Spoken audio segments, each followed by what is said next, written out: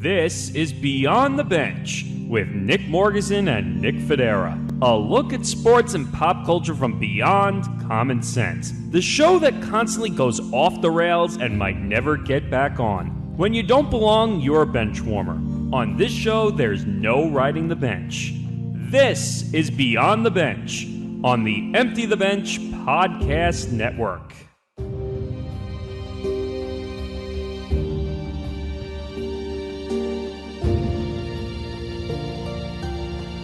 Hello, everybody. Hi. Welcome back to Beyond the Bench, episode 17. That's Nick Fodera. I'm Nick Morgasen. Ooh. Follow us on social media on Twitter at Beyond the Bench 1. Yes, I'm already breathing heavy for some of these stories. Yes, I know. Follow the show on Facebook, facebook.com/Beyond the Bench 1. And follow us on the podcast network at ETB Network. So, this week, you've heard of the 5 W's, right? The why, what, when, where, and of course the H. But there's a 6th W. It's the what the fuck. And we're going to be covering those 6 W's today. I just, when I saw some of the stories that we were looking at today, I was just like, as you would say, whoo, Nelly. Oh, boy. So, to start off on the bat, first of all, how was your week, Nick? I have pudding, so I guess that's my day's looking up. That reminds me of and I do this every single time, but the Fairly Odd Parents with pudding with Cosmo. Oh, yeah. Pudding! Sorry, I know, we're 90s kids. It's going to happen from time to time. Yeah, I'm going to go off the rails like that. But we have a lot of interesting stories to get to. Russian doping is in the news. Unfortunately, this is not the first time we've had to deal with a double entendre when it comes to Russia. We'll get to that. The Bob Saget medical examiner for the death of Bob Saget, that's been revealed. So what was it? How did it happen? Do we know how it happened? We'll get to that. Adidas apparently forgot how to tweet properly. We'll get to that as well. And condoms. I'll just leave it at that. So, yes, it's fun for the whole family this week. Yeah, if you're eating right now while you're watching this, I would recommend either, if you're already eating and you don't care... keep eating, but if you're not yet, just hold off. Yeah, so, all right, numero uno. Russian doping controversy leaves credibility of the Olympics, quote, teetering on the edge. So... for those of you who don't know, the 2022 Winter Olympics is currently going on in Beijing. It is? And, it's amazing, isn't it? Feels like we just had one of those 6 months ago. No, I was just being facetious, because I haven't really cared. No, it's because the Olympics, it tends to leave like Irish relatives. Not at all. Well, actually, it's the same thing as Irish relatives, because they get drunk, they forget what they're doing, and then they leave. Well... Which brings me to my point. If you've noticed that the Russian athletes have not in the last couple of Olympics have not flown under the Russian flag. That's true. Well, it's the ROC, they call it. The ROC, the Russian Olympic Committee. Now, the reason why that is because of the doping scandal that broke a couple of years ago. I think we might have covered it on the Unspoken podcast, if I'm not mistaken. Yeah, it was right at the beginning, actually, I think. And what people don't remember is, well, first it started with China, didn't it? They had their incidents and then further investigation revealed that there was a network of doping that was within the Russian Olympic Committee, and that's what they found, and that of course was the punitive measure. Now, the newest development in the story and how it pertains to Beijing is that there are more accusations of Russian doping in this Olympics. Of course there are. I'm not surprised. I mean, so it was Russian skating sensation. I'm sure I'm going to get this name wrong. Kamila Valieva? Is that how you say her name? Kamila Valieva, I think. She failed a drug test. And it basically says it's more than just who winds up winning gold in the figure skating event. So basically, she won a medal. She actually won a medal. And then the reports came out that due to legal check-in or some kind of legal situation, they had to check and make sure everything was okay. That was the weird thing that was coming out of it. I'm like, wait, they have to check on legal for who wins a medal? Well, when it's international, when sports meets international relations, more paperwork is spawned. Oh, it says pending, quote, legal matter is what they said. Pending legal matters. So it does mention the positive test, right? Or the failed test. Right. That's what this whole thing is about. That's why it's all trending. And by the way, we're looking at the wrong part of the story. So I get it. We all understand. We're against drugs and doping on this podcast, our sports podcast, any podcast you hear us on. You're dope. You're a dope. No pun intended. For say taking no to drugs, say yes to pie. Right. Yes. But did you by any chance see what her age was? 17, I think. 15. Oh, yeah. So I can't even pronounce the name of the drug. Any other teenagers like to be injected with some experimental growth hormone? Wait a minute. So the name of the drug, tremediline? Is that how you say it? It's a steroid, isn't it? It's a banned. It's a banned heart medication. So, and they're not mentioning any medical reason for her to have to take that, right? It says the World Anti-Doping Agency prohibits the drug because it can aid in endurance and increase blood flow. So basically, it's like taking HGH. Essentially, but again, this is what I'm making up for the years that the Russians were able to get away with. Well, several different countries were able to get away with doping, and now they're going to prosecute everything. And by the way, we're already having enough problems with Russia with something else. That's more political matter. Oh yeah, we're not even touching that. No, we're not touching that. But I'm just saying, like, we're already in bad with the U.S. and Russia. Now we're having more issues at the Olympics. I mean, but now it has to be about things like elephant growth hormone and horse steroids. But you know what's even worse about this situation? So, because she's under the age of 16, she's considered a protected person by the WADA. Because a protected person in what sense? It just says because she's under the age of 16 that it protected from prosecution. It says who considers whether children of that age are aware of sophisticated enough to know what they're taking. Oh, wait. So are they? Wait a minute. Are they claiming that basically she was forced to take it?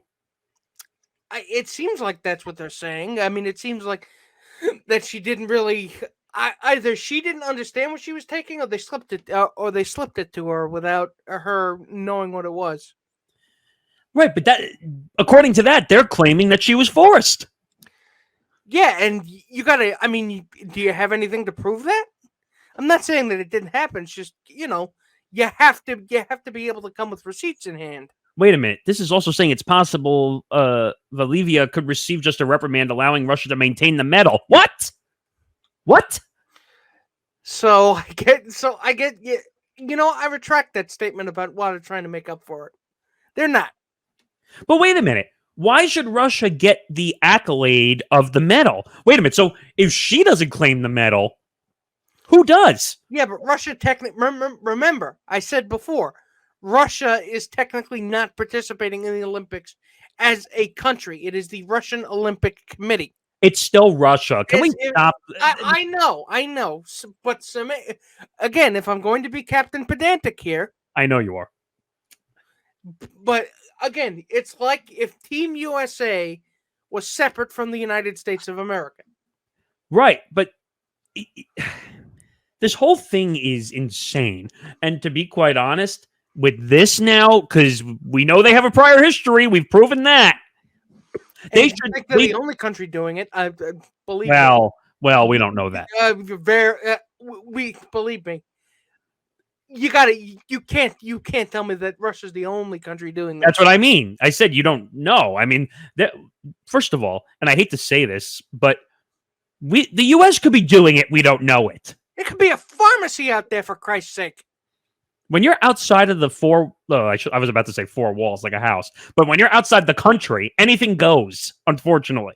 Especially considering what we saw a couple of years ago, finding out that the Tour de France was essentially working as a discount, as a bootleg CVS. Yeah, and by the way, and this was closer to when we were younger as teenagers, Lance. But that's exactly my point. But Lance was just the beginning. But Lance, as it turns out, most of the entire sport was doping. No, but we found out. Everyone was like, "Oh, Lance is beating cancer, and he's doing this, and he's raising all this money." And then we go to find out he's a cheater. Yeah, he's also taking experimental frog hormones and putting motors into his motorcycle and into his bikes. And by the way, I will never forgive Lance either. Because Lance was going around acting like, I'm the good guy, I'm beating cancer, I'm doing this, I'm the hero. Which I think Shakespeare referred to that as being hoisted upon your own petard. However, considering the leeway that even the two of us have given people convicted of steroid usage in baseball, I'm not as tough on Lance as maybe other people are. Yeah, but you don't agree that he kind of... No, I do agree that he screwed himself, and it makes him look like a friggin' hypocrite.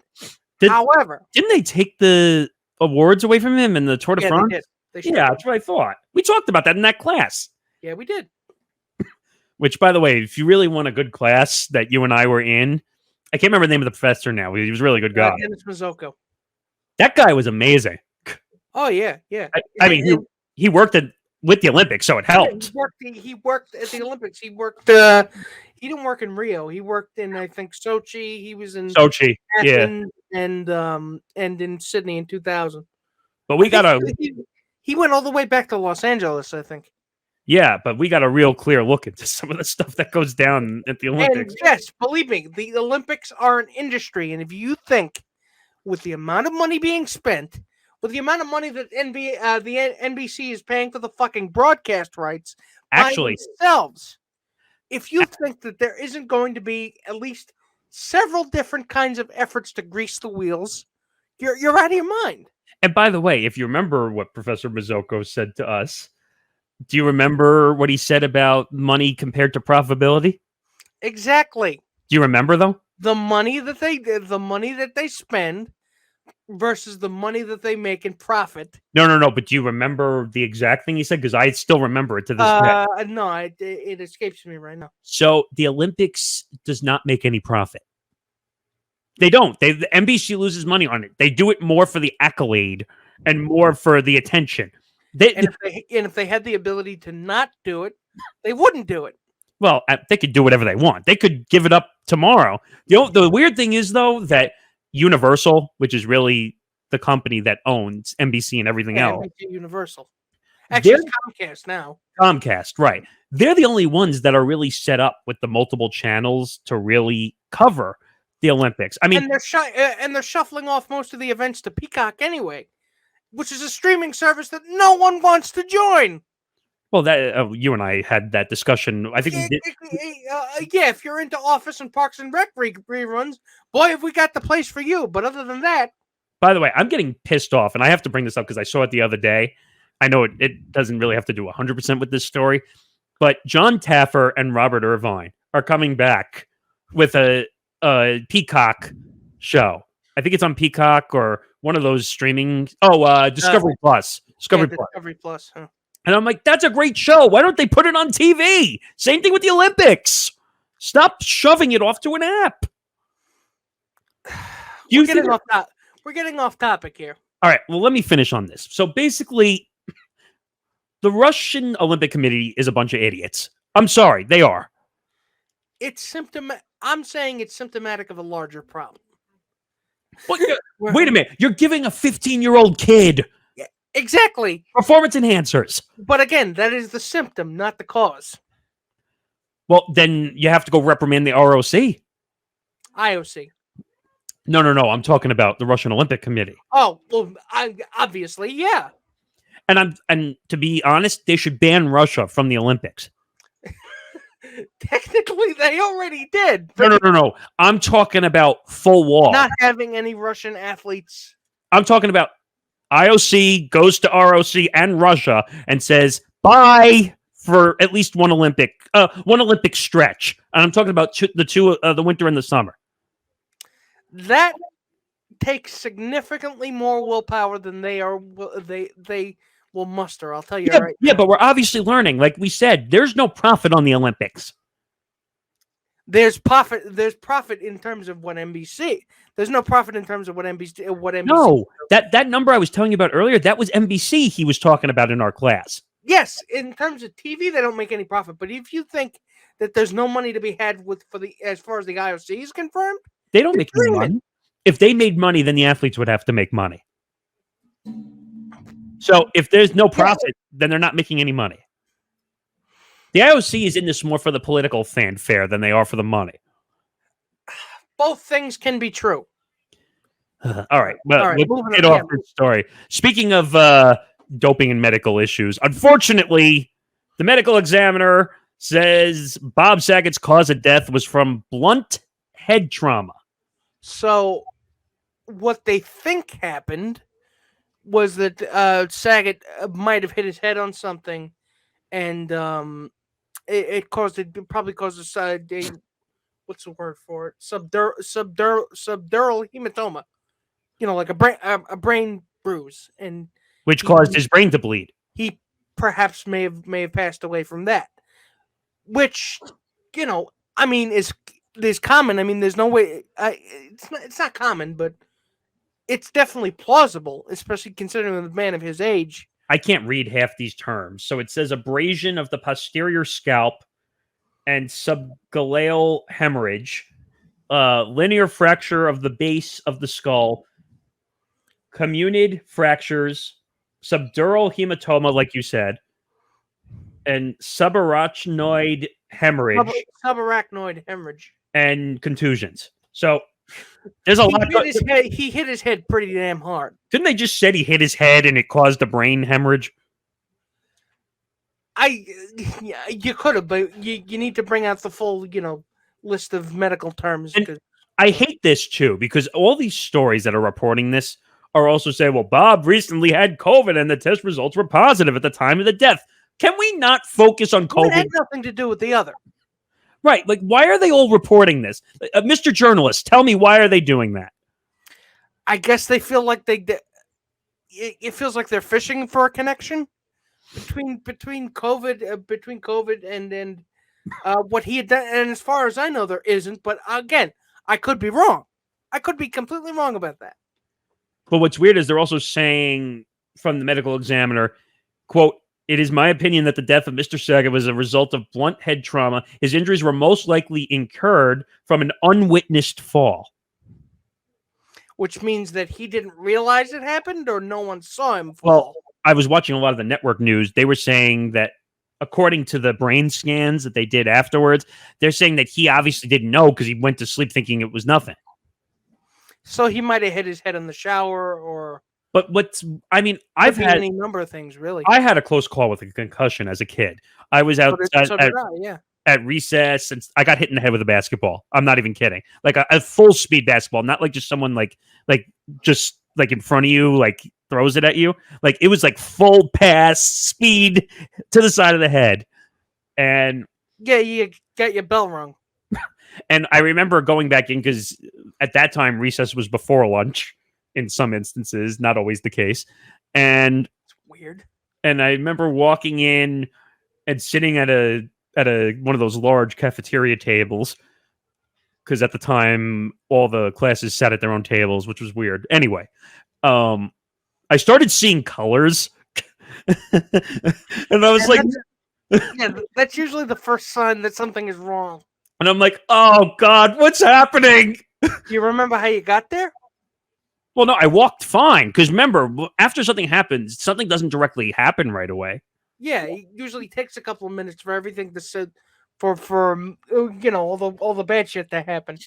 So then I sit down and I'm like, okay, something's not right. I'm seeing colors. That's not good. And I know I'm not on drugs because I'm a kid. So I'm not taking LSD. I didn't even know what drugs were. Right. I'm not taking LSD. I'm not doing weird shit. And I go to eat because I'm like, all right, maybe I'm whatever. And then I proceed to get sick. Yep, that's how it goes. But the weird thing is, I managed to walk myself to my next class. And you didn't think to go to the nurse? Well, I was sitting in the class and I said, okay, something's wrong. And I finally went to the nurse and I said, I got to get out of here. Jesus, And what else would it have taken? Your eyes bleeding? I was a kid. I was in middle I think school. something's wrong. I was in middle school. You got a tailor-made excuse for leaving class. I would have killed for. Well, there are kids that would have killed for that. So finally, I end up back in the nurse. Mother comes pick me up. I go and I lay down at home. But what do they tell you when you have a head injury? Unlike with Bob, fall asleep. Exactly.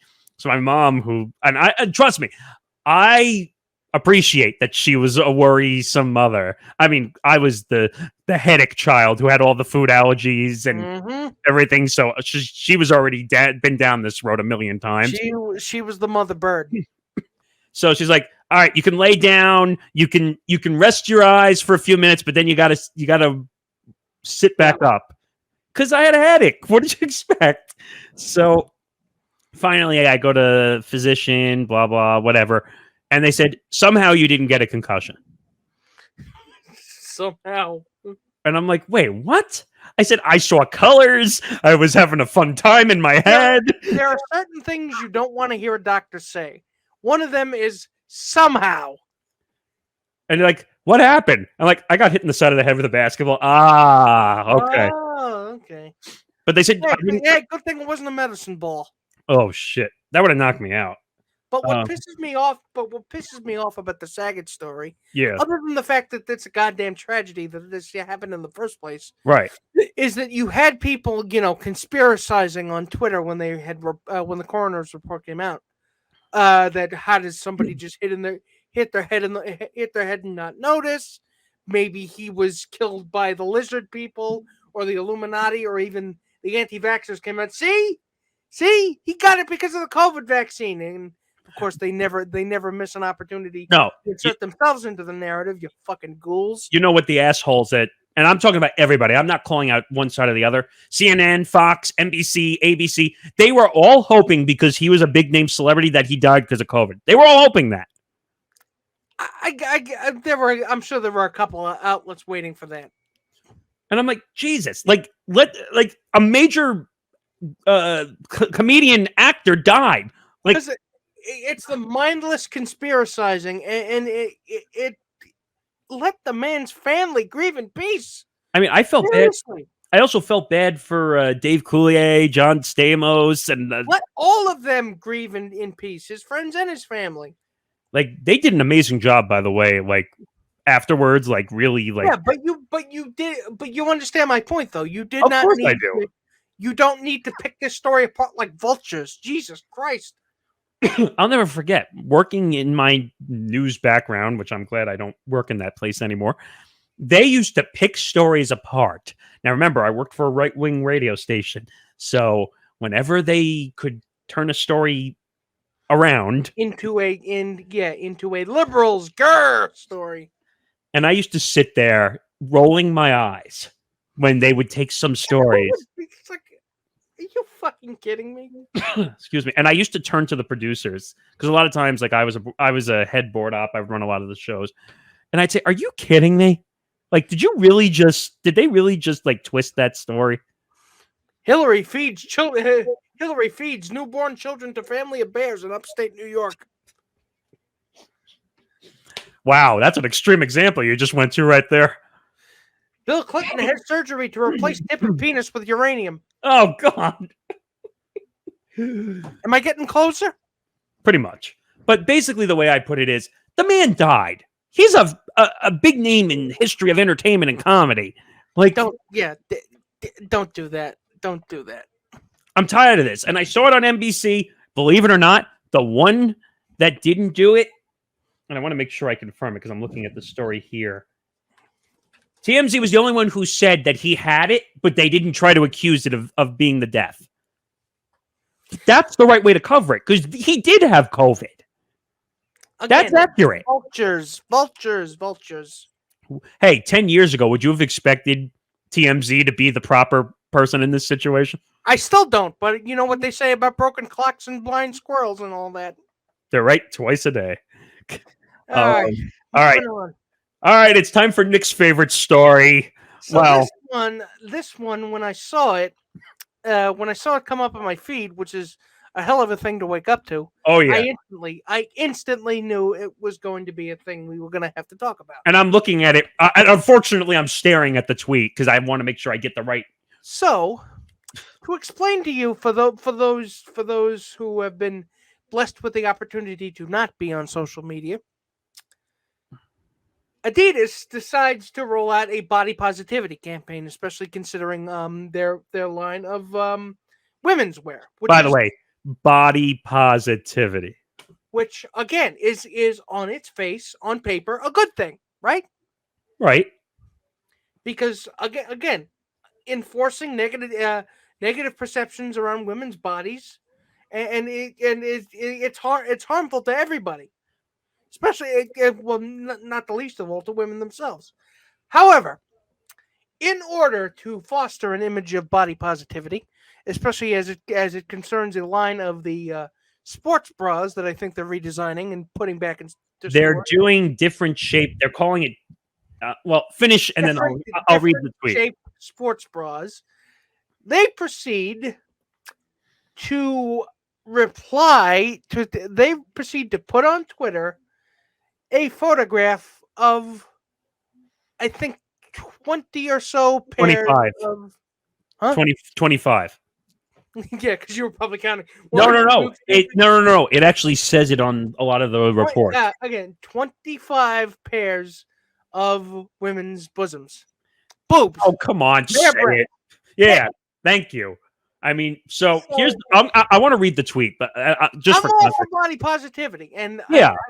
Believe me, I don't want to sound like a creep here, but isn't that kind of defeating the purpose? If by the way, are talking about body positivity, but hey, look at the tits. Wow, you just caught me off track there. Wouldn't this be a Twitter violation? I mean, it's nudity, so technically it would. I mean, I don't know what's allowed anymore because I feel like on Instagram you just see porn all over the place. But you could have just published that image with the women wearing the sports bras. Actually, you really want to go and protect this, you could have put pasties over it. Or you could have blurred them out. But the problem is, so now, wait a minute. I'm no Puritan, but still. I have to correct one thing. You actually can't do that, and now people are going to come after me because, what do you mean you're going to cover it up? Which, again, I understand, but you're by only showing the breasts or focusing on that, you're kind of reducing women to pieces of meat. Right, and so here's what the tweet says: you don't exist except a pair of bosoms. Right. Which, by the way, is so fun to say. Bosoms. Are you done? Bosoms. So, hey, you know what my favorite Tom Hanks sitcom is? What? Bosom Buddies. Oh God. Are you done? So Adidas. You're gonna get smacked. So Adidas tweeted out, "We believe women's breasts in all shapes and sizes deserve support and comfort, which is why our new sports bra range contains 43 styles, so everyone can find the right fit for them." So if this was like a breast cancer awareness thing for the American Society of Breast Cancer, I understand that because, you want to be able to check, right? I mean, this is... However, this is... You know that whole thing that the kids do nowadays? This ain't it, Chief? Yes. Yes, this ain't it, Chief. By the way, someone, I don't know who this is, verified, he's a comedian and a host on Sirius XM Patriot, who responded to the tweet. It said, "As much as I dig women, I really hope no tampon company runs with a similar idea." And I'm like, wow, that actually made sense to me. But in a fucked up way though, it accomplished what Adidas needed it to. Well, Because look at the engagement. 4,028 retweets, 9,761 quote tweets, almost 26,000 likes. This is the pit of vipers that social, because it doesn't matter what you do if you have positive reaction or negative reaction. It's all gravy to them. They did exactly what they wanted it to do. They prodded the bear in the nipples, and they decided, you know what? It's worth it. I hate to say this, Nick, but they're kind of going tit for tat with their competition. Shave and the haircut, 2 tits. Wow, we're going off the rails on this story. This is not the one I thought we were going to go off the rails on. Yeah, it's going all orb shaped. Oh God! But I don't know. I mean, this is not the first time we've seen a company do weird shit. Remember when Burger King put out the offensive tweet? Which one? About women? Remember? Was it a kitchen tweet or something, or some bullshit like that? Yes. Remember, like they said, like women shouldn't work in their kitchens or whatever. Which that did not have the effect that I think you wanted it to. I mean, I don't know what you know what? I guarantee you the social media people, which I went and I got a certificate. And that's not just one person. There is not just one lowly intern sitting at a company computer tweeting that out. That wasn't an intern. Come on. That believe me, that was the subject of a morning meeting. What? Somebody went up to a whiteboard at 8:00 in the morning, coffee in hand, and just wrote boobs on the whiteboard. It's like the calculator where you type in 8008 and then you turn it over. They were just like, all right, what can we do to get ourselves in trouble and controversy, which will lead to engagement? That's the problem. You know what? And as much as you hate this name I'm about to say, Dave Portnoy is actually really good at taking controversy and turning it into engagement. Which again, the man, even though I have a well-documented distaste for the man, credit where credit is due. He must know how to do something right. He's now suing Business Insider for his sexual assault cases. Yeah, so there's that. But oh God, this is just. But I don't understand why these companies like I said, I earned a certificate degree on top of my college degree in social media from Georgetown, and just learning about some of the instances that people will do anything to gain engagement on social media. It's case in fucking point. No, you know what's funny though? Like now you have TikTok influencers on TikTok. So you know what? Just stay tuned. They're going to be tweeting out pictures of balls next. Oh God! Ugh. By the way, I'm not gender discriminating. I don't want to see any of it. Let's put it that way. Yeah, let's be decent here. Let's try not to be complete scumbags. Can we put some protection on it? Yeah. Okay. So before every child listening to this story has to ask their parents uncomfortable questions, let's just move on to see warning. The following story may be dangerous and not worthy for kids under the age of 18. Nick Cannon receives condom vending machine from his friend Kevin Hart. So help clear this up for me. He has like 15 kids, right? I don't know, 9, 10, a million. I've lost track. He's spreading his seed around like he's a character from the Bible. Oh Jesus! Seriously, he's. I mean, Jesus, how does that even work? By the way, Lord, man, how do you even have strength to do anything else? By the way, it's being called a brilliant prank, even though it actually showed up at his workplace, his studios. I mean, yeah. So he received a condom vending machine from Nick Cannon because again, Nick Cannon has a lot of children. But by the way, did you know the two of them, Cannon and Kevin Hart, are on Real Husbands of Hollywood? Yeah, they were. Kevin Hart was also on Wild 'N Out a couple times, right? That's one of my favorite shows of all time. Period. There's never going to be a show of comedy like that ever again. But So, anyway, here's the thing, Kevin. I think you're a little late. Oh, come on. You have to admit, no one would have thought I get it. I get it, but I think you're a little late. You have to admit the man. You're about 7 kids too late. You have to admit the man is a comedy genius, Kevin Hart. I mean, yeah. I mean, if Nick Cannon keeps having kids with models, like, I don't know. Watch, he's going to end up like Ahmed on. He might just end up being a rabbit after all. No, he might end up like Ahmed on Jeff Dunham's show, looking for 72 virgins. Believe me, he's already done that. Oh, what do you think? I call him a character from the Bible. By the way, just to put it out there, he does have twins with Mariah Carey as well. Man, his trying to keep track of all these children. That's gotta be. Wait, so wait a minute. That's gotta be like a multi-day project for him. Wait a minute. There's a tote board here, and I'm not joking. There's a tote board here. So Cannon has 6 other children because one of the others unfortunately passed away. We talked about that. Yeah, we did talk about that. So he has 10-year-old twins. I'm not going to say the names of the kids because these are scumbags who say the kids' names in the story. Yeah. He's got 2 with Mariah that are 10-year-old twins now. He's got a 13-month-old with one woman, a 4.5-year-old with another woman, a 7-month-old twins. Jesus. Yeah, he's a whore.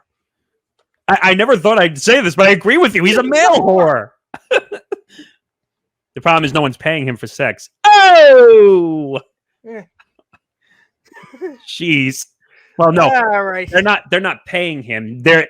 They're taking his money. So before we get too filthy, let's move on to what we've got this week in store. So you have been busy, my friend. Busy as a bee, interviewing people, and you managed to snag another guest for us this week. So what you got? Covino and Rich joined the show this week. We actually have quite a few interviews, but because the interviews ran way longer than I thought they were going to run, and because I sometimes don't know how to shut up during an interview, you should ask Nick and Tom when we do our sports show that I could probably expand our show by an extra hour just by talking. So Covino and Rich have been in the radio business for a very long time. Very long time. Very long time.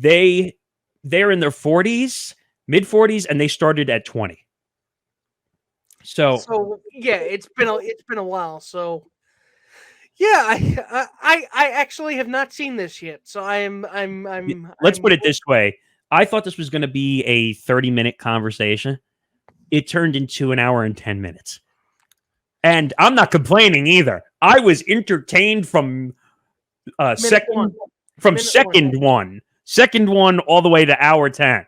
Because one, I know you have to remember, I'm on the inside of the radio business, so I know what goes on to different people and what's going on. Excuse me. They have a weird situation where they work on the music channels, quite a few of them. And then in 2004, they were piloted essentially to do a radio show, Covino and Rich, which is what they still are. And they did that show for 16 years on Sirius XM. 16 years. Do you know how hard that is to be a duo for that long and still be a duo? Very. And we've only been doing this for 6. So they had an unfortunate situation where they couldn't negotiate to get their show back up and beyond. And what happened was their show went away, but they're still on the Sirius channels doing music shows. Is that weird? Yeah. So and then we talked about the radio business. We talked about podcasting. We talked about a bunch of other things. Just to give you a little look beyond the coin. Covino started at WXRK. That should sound familiar to you. Yeah, yes, it does. KROCK, where Yeah, Howard it was. does. Yes, And it's ironic because now they both work for the same company. And Rich actually started at Z100 at the age of 20. So there's a lot to sit back, relax. And by the way, the two of them are funny because they were like play fighting during the interview while they were answering the questions. They were making me laugh the whole time. Excuse some of the little technical issues just because of the way the studios and stuff were set up. But I swear, you will laugh, you will cry. Is there any other emotion? Get a little nauseous too.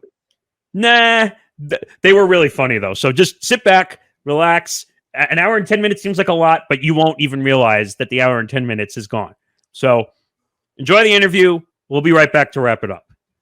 Joining me now on Beyond the Bench, an impressive radio TV duo, at least in my opinion. They've been all over the map. We'll get into all this. They're now on Fox Sports Radio now. They do their own Patreon show, podcast, actually, and Twitch. Steve Covino and Rich Davis, who are Covino Rich. Thanks for joining me, guys. Thank you, Nick. Anytime, Nick. What's up? What's up Beyond the Bench? What's going on? So how did you guys get the radio bug? I'm curious about that first. Yeah, how did you how'd you get the radio bug, Covino? That's an easy one. You're an East Coast guy, Nick, right? So growing up in New Jersey, from Union, New Jersey, my mom would always have the radio on, right? But I was always, from day one, intrigued of who are the voices, behind this greatness. And my mom was always listening to CBS FM 101.1, and they would boost that reverb to make these guys sound, like I said, magical and larger than life. Yep. Guys like Cousin Brucey and Harry Harrison and Norman Knight, and you're like, who are these dudes? And back then it was just such a mystery. And, I loved that song. I loved the vibe of it. I loved the jingles. I loved the radio. So my first bug, I would say, is just, being stuck in the car as a little kid, enjoying the whole, experience. Why don't you sing your favorite old school jingle? 101 CBS FM. 101 CBS FM. We sing your favorite oldies, CBS FM. So, remember the top of the hour? From the top, and they had Sinatra in the background. Yes. New York. So yeah, man, it felt local, felt cool. You're listening to oldies. And then I get into my dad's car, and he'd be listening to Z100 or some pop shit at the time, and it was really intriguing. And as I got a little older, I noticed my dad was listening to talk radio, and that stuck with me as well, but I never thought in a million years at that time that's something I would have done. At that time, I was still picking my nose and thinking I was going to be a baseball player. I still pick my nose, for the record, and hope I could still be a baseball player. And think that one day the Yankees will call you. You know what? Very similar, Kevin. I feel like growing up in New York, it was just great radio. So you were treated to everything from Z100 to WFAN, Mike and the Mad Dog, and they really created a picture though too. When from the top of the Empire State Building, you're like, man, this is as cool as it gets. Yeah. And Scott Shannon, the Z Morning Zoo, Scott and Todd on PLJ, and PLJ was Mojo Radio for a minute. There was a million. Yeah, it was fun listening to the radio in New York as a kid, and like you said, 101.1 was like your parents' music, so you heard that, and that was my first experience. Z100 and KROCK, and then KTU was cool. Like so New York radio sort of pulled you in. So when you went to college and you investigated the college radio station, I feel like you had a leg up on everyone else because you're like, yo, I know what good radio sounds like. Yeah. And these people might not know what good radio sounds like. He's from Ohio. The only thing that bothered me, Nick, and I think this is universal, is when I would be sitting there by my boombox trying to record a song that I liked, and the jagoff, hey, it's Human Newman. Hey, it's Radio Raz, or whoever was on at the time. When they're talking over the song I'm trying to record, I'm like, you son of a. But again, I was such a music fan and such a fan of what was going on that I was hooked as a kid. Yeah. Yeah, I'll never forget. Because I actually worked at WABC for 4 years when PLJ actually died. Yeah. So I'll never forget those days. So Covino, let's start with you. So WXRK, KROCK. Yeah. Now, that's where you got your start? I got to tell you, man, it is, Nick, to answer your question. But for me, that was the closest thing to playing for the Yankees. Yeah, I don't talk about this much, but when I was in college, I went to play baseball at Montclair State University. I realized right away, I'm like, I'm struggling. It's not fun anymore. I don't like it. And I got into radio. So I was like, all right, I'm going to do this. And I'll play baseball in the summer. I knew I was still going to play baseball in like local leagues and shit. So I'm like, let me focus on my radio thing. But when it came time for internships, right, I applied at MSG because that's where the Yankees broadcasted at the time. Madison Square Garden Network, the MSG network. And I was like, I'll work with Al Troutwig. I'll talk Yankees. I'll work with Bill Daughtry, all the Yankee dudes, I'm like, I'll either do that or KROCK. And when I originally applied for KROCK as an intern, they interviewed me as an intern for Howard, and I didn't get the gig. And I was sort of fired down. And one of my buddies, Brian McFadden, said, no, you could intern. And he was a co-host at the time on KROCK New York.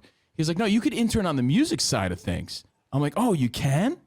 Because we all had this impression that you could only intern for like Howard or something, right? Mm-hmm. But no, you could intern for the actual station. So I went back for another interview, and you were good enough for that. I was good enough for that. Yeah. So that was my foot in the door, and I'm like, yeah, I'm not going to work at MSG, even though that seemed kind of cool. And I think they paid, and KROCK didn't. I was like, I'm going to work at KROCK, and this is what I'm a fan of, and the rest was history, man. I interned with the mindset of I graduate in a year, and I'm going to keep coming, and they're going to be forced to hire me. And that's sort of my mindset, and that's how it worked out. Good thing. Do you find it ironic that you were working at the station with Howard and then it worked out that way later on? What do you mean by that? Meaning he came to Sirius XM. Oh, that he came later on? Yeah, no, for sure, man. But it ended up being a really positive thing for the company. Like Sirius XM went from like 300,000 subscribers to like 3 million. The only downside for Rich and I was that we were like top dog at Sirius XM working for Maxim Radio before Howard came, and then things changed quickly. We'll get into that. But Rich, Z100, G102, 1079. How was your start in radio?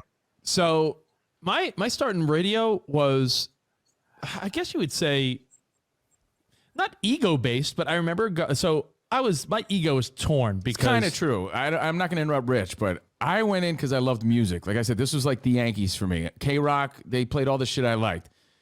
Rich went in because he loved the attention that pop radio provided. Yeah, I'm not a music guy. Like Covino's like, yeah, I love music radio. I'm like, nah, I like talking, and I like doing fun things. And if I could do it for a job, I was in college in Syracuse, upstate New York, and my high school sweetheart, who I was still dating, ended up dumping me.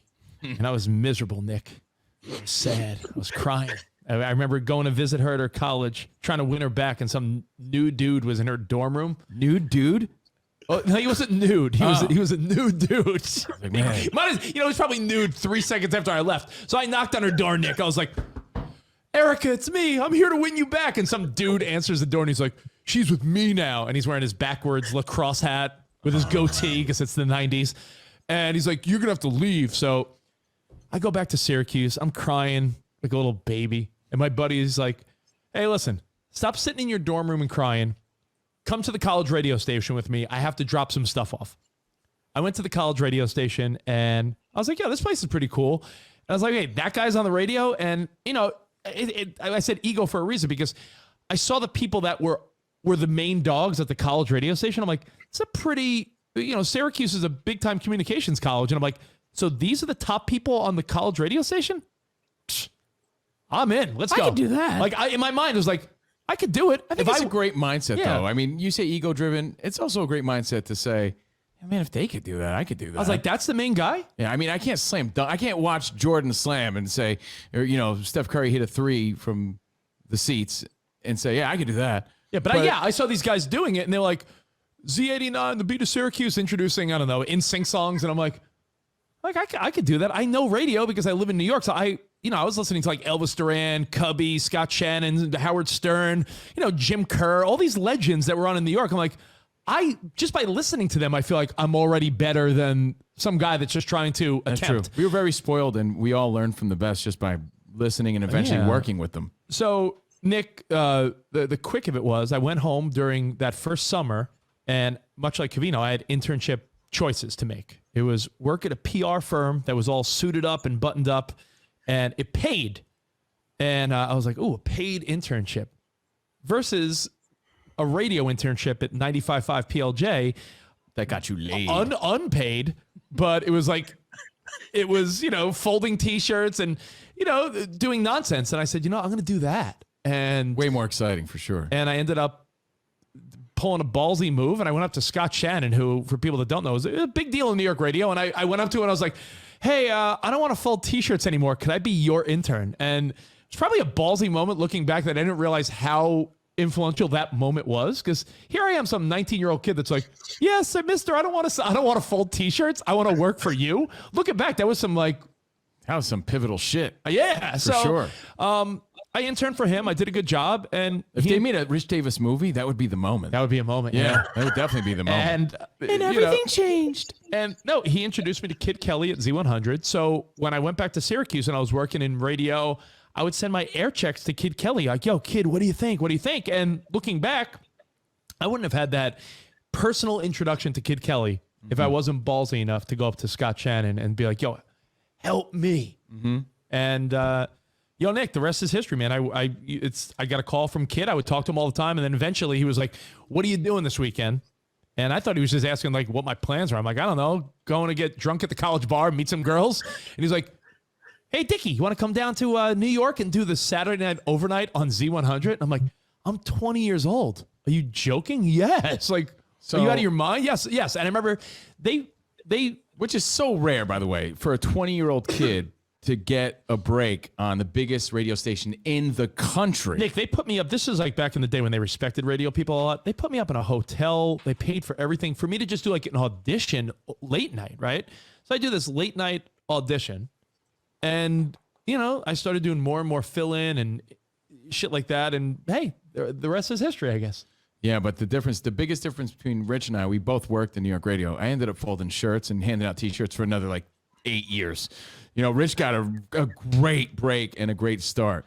But the commonality is we all had great mentors and people we learned from. And when you work with the best, you pick up a lot. So it was a fun experience, man. Yeah, and we were at that tail end of when radio stars were treated like rock stars. So that was very influential to us as well. Like, we saw these dudes, and we want to be like those guys, because those guys are treated like celebrities. Yeah. And they get the credit and respect around here at the radio station. So, definitely had the eyes on the prize.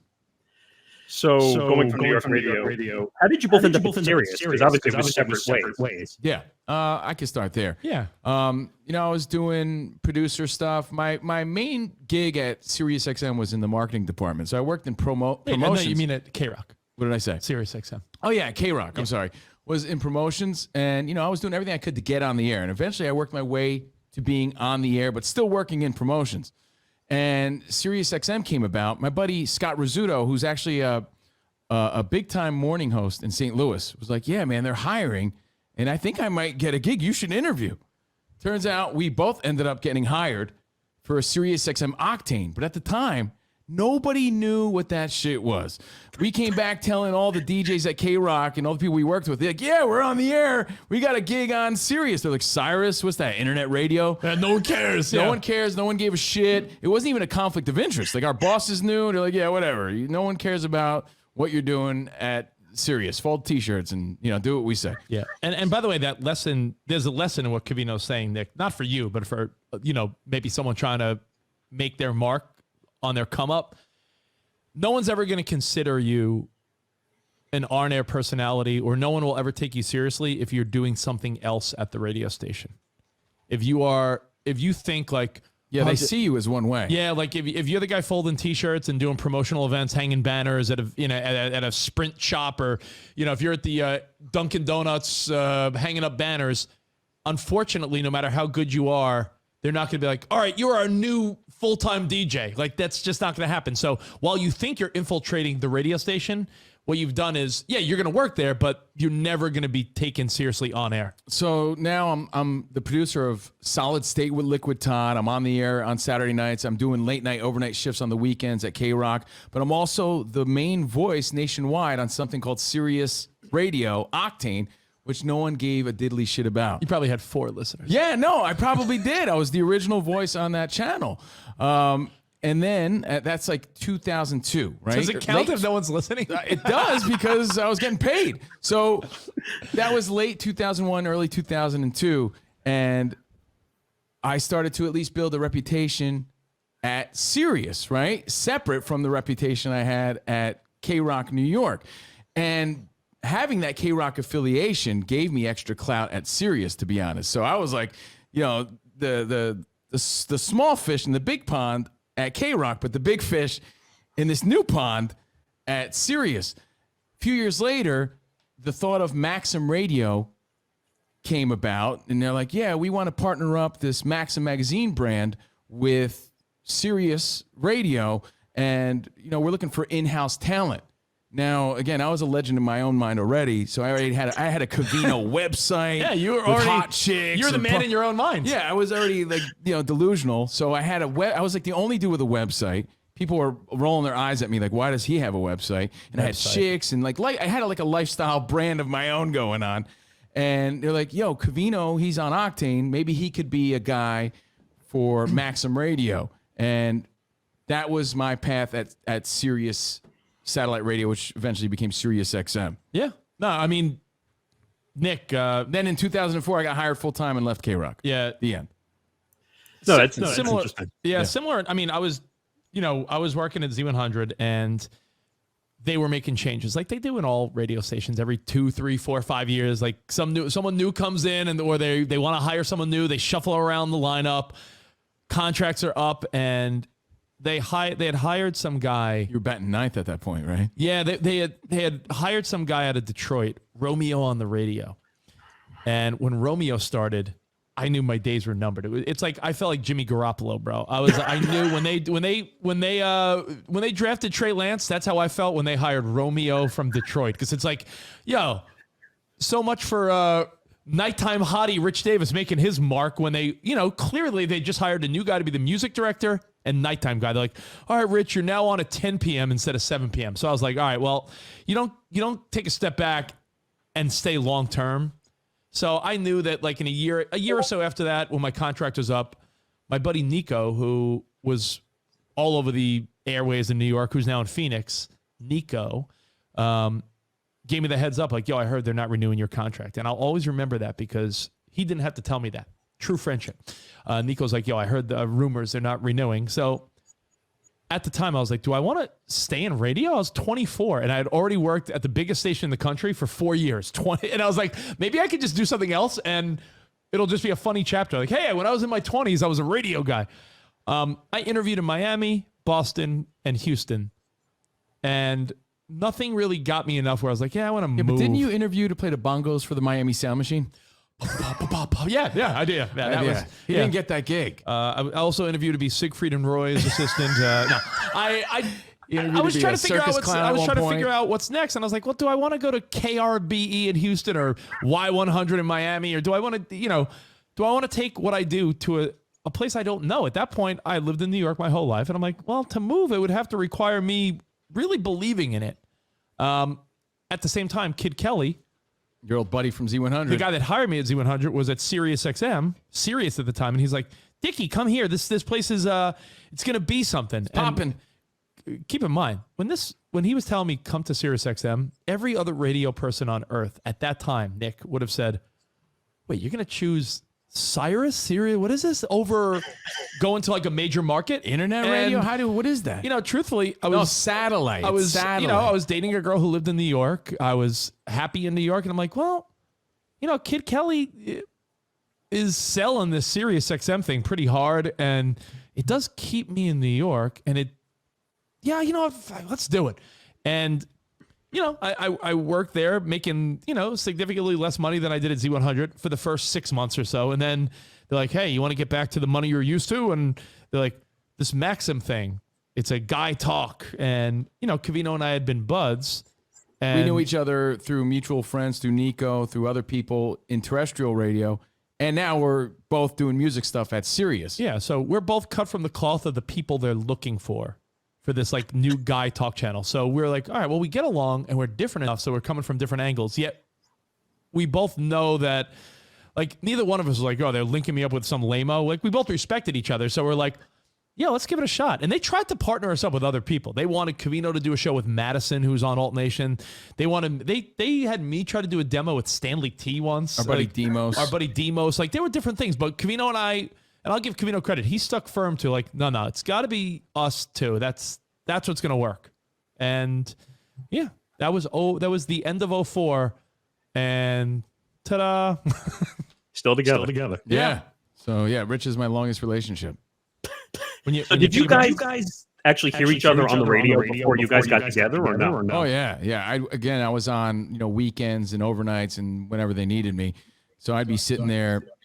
It's funny because maybe we attracted the same type of late night idiot, because people would call me up on the request line at KROCK and they would say, you know who you sound like? I'm like, who? Rich Davis. I'm like, F that guy. And then, I'd be in my car. I'm like, who's Rich Davis? And then I would hear Nighttime Hottie, Z100. And I hear, it's Rich Davis, Z100. Yeah, you're the latest from NSYNC. Like, he would be doing his thing, and I'd be like, they think I sound like that guy? But I respected what he was doing. It was just a completely different beast. Yeah, rock radio and pop radio were two different things. I had never heard Covino until I met him. Because I was out listening to KROCK late at night. It just wasn't what I did. So I knew Covino as the guy that we hung out with in Hoboken and Manhattan that would always... Covino's reputation was he DJ'd at a bar we all used to hang at. Like, Covino made side money, like, just DJing at a bar in Hoboken called O'Donoghue's. I used to go by DJ Scratch and Sniff. No, you didn't. I didn't. And I remember Covino being the DJ at the bar we hung with, and I remember Covino always being the guy that would hang around good-looking girls, so he was, like, a good guy to hang with because Covino sort of came with, like, good-looking women. So I was like, good eye, Nick. Yeah, so I was like, yeah, Covino's a cool guy, and, so it made sense when they were doing the Maxim thing, like, this could work. So how long did the actual original process take to get the show on the air though? That's a good question. I don't think anyone's ever asked us that. It was, the Maxim was run by British people. Do you remember this? Yeah, of course. They were run by British people because Maxim was owned by Spot. Do you remember the company that owned Maxim? Of course I remember this. It's how I met my ex-wife. That's right. Who was British. It's a British company. And the British company flew in these executives who would sit in a room. Nick, imagine this. Imagine doing like your podcast that you're doing now, knowing that you're being graded. A room away from you, there was 3 old British guys with like notepads, like critiquing what they wanted to hear. With Sirius executives. With like the Sirius XM bosses. So Covino and I are like doing like auditions where knowing that they're just patching into the next room. For months and months and months, they wanted to figure out what their involvement was. At first, they wanted to be like, hey, read the magazine and sort of like talk about the magazine. And then very quickly, they're like, a daily radio show can't just keep talking about the magazine. It was a new concept because it was a hybrid of talk and music, right? Because that's sort of what Maxim was. They had the Blender magazine and, they were that lifestyle brand. So they were trying to figure out how to do that. So I would say, to answer your question, I'd say about a year total between when we started and what was the official launch, which was at Super Bowl Jacksonville, because we were doing something called a liquid launch, like some sort of loosey-goosey. We're not really official, but we're on for a long time before it became official in December 2004. So I would say a year process, which sounds maybe like a lot, but when you think about how long it took us to develop TV shows and get that stuff going, like ESPN, for example, that took us I feel like 3 years to even get going. And then the pandemic sort of ruined all that. I'm sorry. I was distracted. I had to figure it out. It was Dennis Publishing. Dennis Publishing. It's a guy, Felix Dennis, who owns, if you remember, Nick, back in the day, Maxim, Stuff, Blender, all those men's magazines were owned by the same company. And it was a guy who passed away in 2014. Felix Dennis. He was the guy, Dennis Publishing, who... He was, one of the old dudes that was all involved in this. So, look at that. No, that's interesting. So once the show takes off, How did you feel once that show took off and now you're in the mode of doing this show every day? If you really want to, know how I felt, like, again, I was very ego-driven and very dumb. Not a lot has changed, but I'm a little wiser now. Never thought failure was an option, and that really was the key to our success. We never even thought for a second it wouldn't work because we were stupid and having fun. But I felt like we were really, really onto something. I don't think I ever even talked about this to Rich. I'm like, this is like a movement.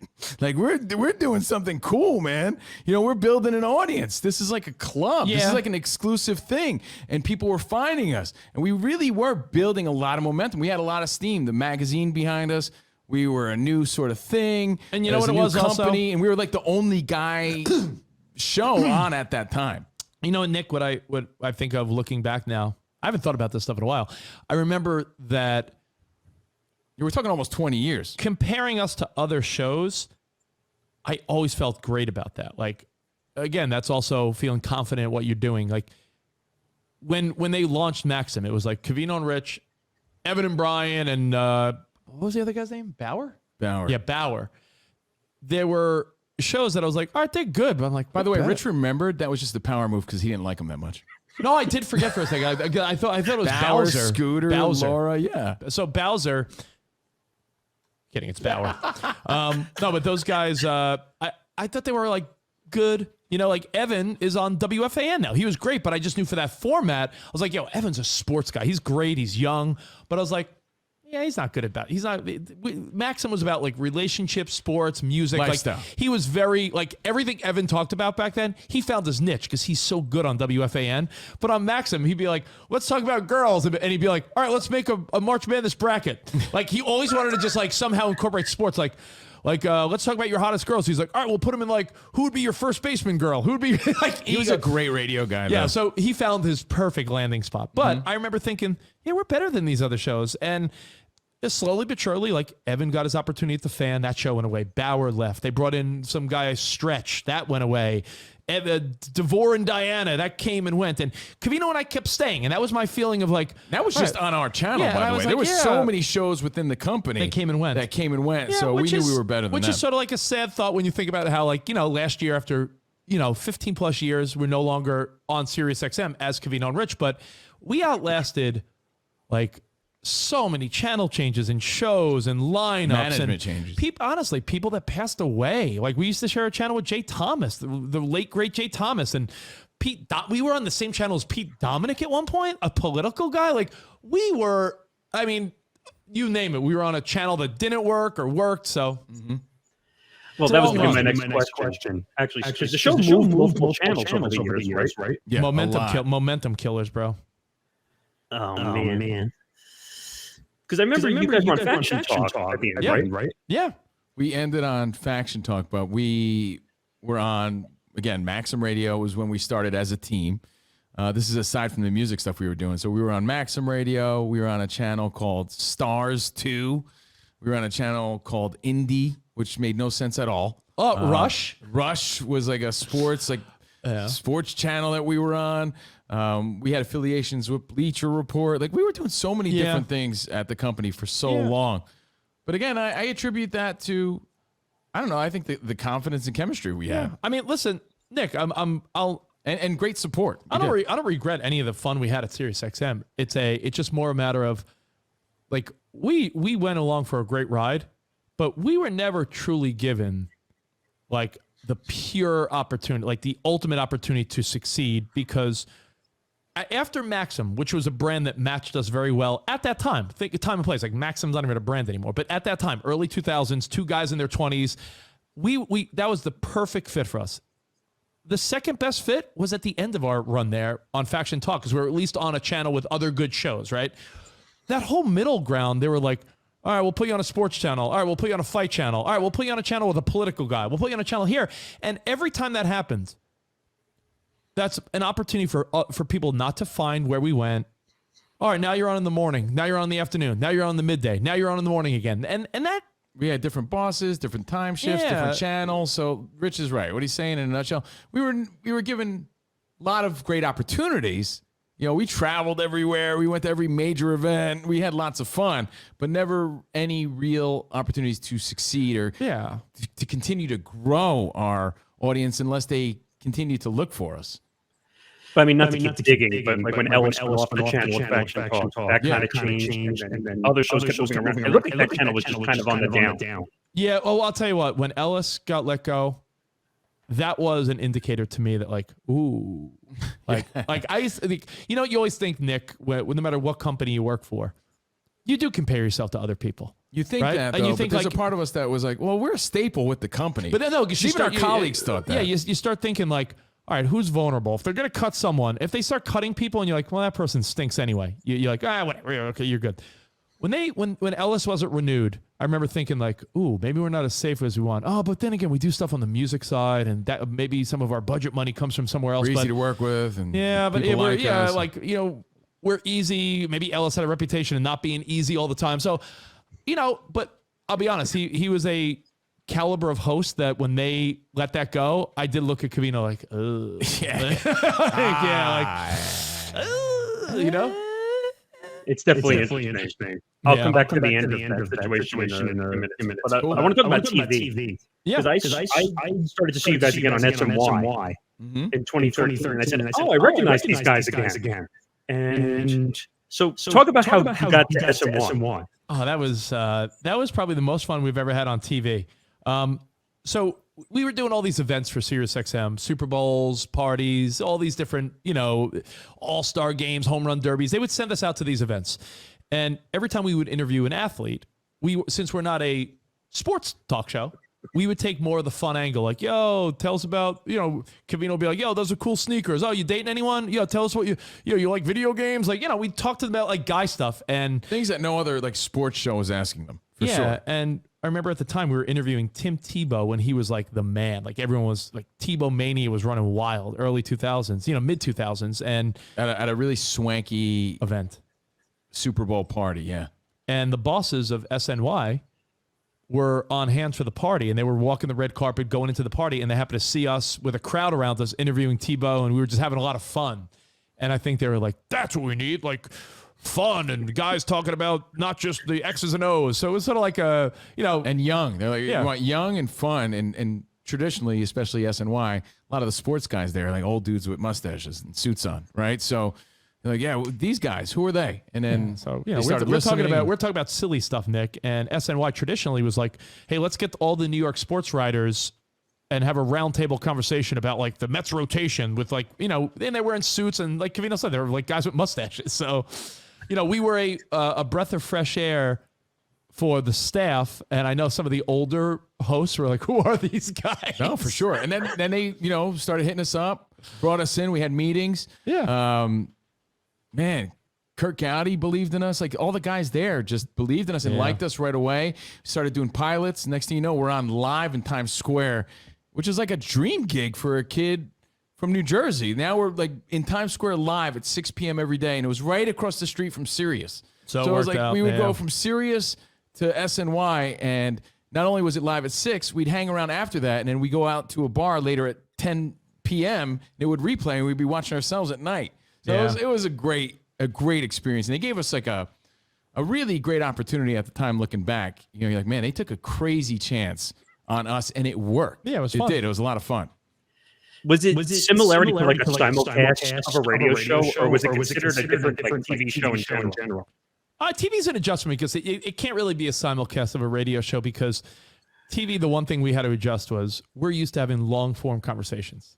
Like Kevin and I could go on and talk about socks for 25 minutes. Like, you know, we could have a conversation for 20 minutes about anything.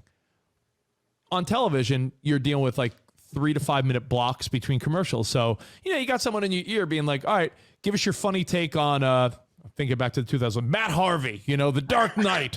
And, you know, you'd prepare a couple funny zingers. You had your take, and then it was like, all right, on to the next. Now you're talking about the Knicks.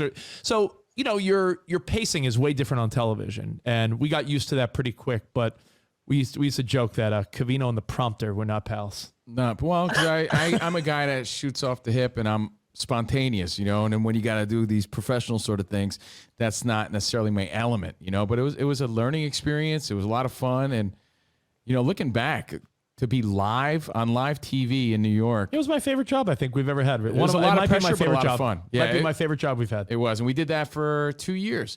And that's when we moved to LA. Yeah. So you brought up the other TV gig before, Now or Never. Yeah. On ESPN. So when I first saw that show, I said, late night talk show meets sports and entertainment. You said that took 3 years to develop. Feels like it. Yeah, it took a couple years because they wanted to do something with us, right? And you learn lessons along the way in every career you have, right? And the lesson we learned here was sometimes you take an opportunity, and even if it's not, it's a weird thing, right? Because it's like, do you take an opportunity if it's not the perfect fit for the opportunity? Well, prior to the lesson we learned, ESPN for me was like a dream job. Yeah. So if ESPN's like, we want to do anything with you, you're going to be like, yes. Now, looking back, you could be like, well, they didn't give us the type of producers we needed, or the resources, or everything from the time slot, the delays in the headsets we would have, that we dealt with, like behind the scenes stuff that no one would ever even imagine. Meaning, like, every highlight we watched was in a 3-second delay because our show was actually run. In other words, we can never live react to any video highlight ever. Like, we had to be on a weird delay. Part of it was they ran the show through ESPN Deportes in Mexico City. So if we were seeing a LeBron James highlight, they're like, we're seeing a highlight on a screen. They're like, LeBron James is dunking now. And you're like, and LeBron James with the dunk. And then I'd see 2 seconds later, LeBron dunking. So everything from the way it was done to the graphics package, to the producers, to everything, it wasn't the perfect fit. It was an amazing opportunity. I liked all the people we worked with, nice people. But looking back, it was like, it was not putting Covino and I an opportunity to succeed. No, definitely not. On the positive, though, like when we say it took a long time to develop, we met a guy named Sean Wyman, who was a listener of our show, became a friend. As he climbed the ranks at ESPN, he got us in the right meetings, got us in the right room. And then it became a series of meetings and meetings and meetings. And then eventually we got hired to do ESPN Radio. So that was like our foot in the door. So then we did like ESPN Radio for like a year and a half, if not longer, because then we were always available for the radio. And then eventually the TV show happened, and we had a 2-year run on ESPN, Now or Never. And like Rich said, it was cool, and hey, they can never take that away from us that we did it. And for me, that's a little feather in my cap, even though I'm not wearing one. And if you did, would you put feathers in it? Yeah, I'd have Fodera with a feather right here. And that one would say ESPN. Yeah, nice feather. You can't take it away, because I was a fan always. Yeah. Always. I was always a fan of radio. Bam, did that. Always a fan of Maxim magazines. Come on. I love that. Bam, we did that. New York sports, we did that. ESPN. Yeah. Now it's like, well, what's next? And then, luckily it's been a blessing. You mentioned it before, but the pandemic got in the way of our success at ESPN, because we were starting to roll. We really were in a good roll when that all happened. Eventually, we got let go, but Fox Sports Radio came about, and that's been a blessing for us. Yeah. It's just weird. I mean, so you guys have done a lot of jobs. You guys do a ton of jobs. How do you balance your schedules? I feel like lately it's been Groundhog Day-ish. I actually feel like I want to mix up how I order things. Like every day, I feel like I wake up, I record my Sirius XM stuff. I see this guy. We do our show. I record some other stuff. Go to the gym, pick up my daughter, eat dinner, go to bed, do the same thing. I feel like I need to stop. That's what allows us a little more freedom that people might not understand. Like, how are they doing all this Sirius XM stuff? A lot of that's pre-recorded. Some of it's live, but not really. So if we do have things to do, we can pre-record a lot of stuff ahead of time, which opens up a lot of time for us. I think working from home is great, and also at the same time does create a sense of Groundhog Day-ish feels. Like, I mean, I'm at my house right now. Like, we have a home studio. Very lucky. But, like, I have to go to Sirius XM this week to do an interview with an artist. And there's a part of me that's like, oh, sweet. Nice to get out of the house. Bob Ross's son? Yeah, not an artist, actually. Yes. His son is pretty good. Yeah, Bob Ross's son. We're going to paint little trees. But yeah, no, it's nice to get out of the house and do things. That's why I love going to Fox, the actual studios on Sundays, because it's like, all right, we're getting out of the house. So it's nice. By the way, how pathetic. The only artist I could think of is Bob Ross, and he's dead, so I had to go with his son. I didn't expect you to have artists on standby. Yeah, I couldn't think of. I'll have one next time on standby, Nick. But I want to talk about an important date. February 26, 2021. Obviously, it's a big date. Can you talk about that last day and what that last show was going through your head? Oh, yeah. Oh, man. A disbelief. I mean, that's one word that comes to mind. Like, we were shocked, dude, because, leading up to our departure as a show on Sirius XM, we were part of many meetings about a rebranding of our show because we were finding lots of success in the world of sports. They're like, well, we got to ride that train a little bit. So let's focus a little more on the sport. So if you listen closely to our talk show, a lot of people don't know this, man. So you better promote the hell out of this interview. A lot of people don't know this. I will. So what people don't know is there was a conscious rebranding of where we were going as a show. Yeah. So we went from, we talk women and chicks and this and that to sports, entertainment, and life. And I was saying that shit all the time. And that was a conscious effort because Sirius XM was going to rebrand us as something different, a little more mature, but a little more sports, but still the same old Covino and Rich. So we were all thinking that we were good for a long time. We were going to be good, and then all of a sudden it seemed like out of nowhere. Yeah, it was. You know what it was? Changed. It was month to month, much like Jim and Sam. I know dealt with it, but they came to a deal. It was month to month contracts and short term contracts. Month to month things before. And it always worked out. But it always worked out. But it was like month to month, like, all right, sign an extension, couple of months. And it was always a stressful way to live because you're like, but we were given the vibe all along that like, we'll get this done. And then I feel like they even realized that they sort of strung us along. All of a sudden that vibe changed. And the vibe changed. All of a sudden it went from like month to month to like, well, here's the best we could do. And the best they could do just wasn't like, it was, we couldn't accept it. It was an offer, but the opposite of the famous expression. Well, it's an offer we couldn't accept. Like, it's an offer we could refuse because it just, we love working there, but for us to work there with a non-compete and a pay cut, it's hard you can't do that when you have a family and life and different things like so. Well, Nick, as the vibe changed, between us and Sirius XM and where the show was headed, the culture had changed drastically, right? Podcasting is a thing and celebrity shows are a thing. And, it's tough to compete in when you're just Covino and Rich with no celebrity clout and, no real backing behind you anymore. And we were a 5-day-a-week show that in a podcast world, they can cut down to 2 days. So when they gave us an offer, they're like, yeah, we still want you to be a part of this, but like 2 days a week. But when you're getting 2 days a week, you're getting paid for 2 days a week. So at that point, we had to take our own chances and go out on our own and still keep a good relationship with Sirius XM on the music side. So when you look at it that way, it's a win-win because it got us out of the bubble. Yeah, we lost some money, but it got us out of that bubble of Sirius XM. Got us to do our own thing, and we still have our connections there on the music side. So, it was a tough blow. Like you said, what was going through my mind on that last show, man, it hit me like a ton of bricks because we were there for so long. End of an era. We were there. We did 16 years as a show. I'm on my 20th year there as an employee now. When you're saying goodbye to in that way, you can see there's footage of me like in tears because it was just disbelief and like, I guess that's it. Wow, I can't even believe it. Bam is right. I just remember being frustrated when the show went on Sirius. I was one of those people that listened every day. Oh, yeah, dude. So imagine how we felt. Like, man, so what are we going to do now?